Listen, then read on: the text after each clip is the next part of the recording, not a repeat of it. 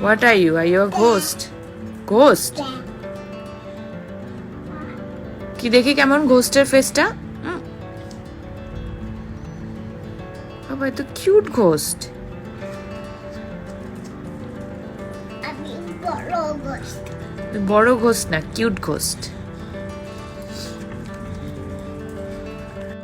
Ghost সেজে মা শুভশ্রীকে ভয় দেখানোর চেষ্টা করছে ছোট্ট ইউভান।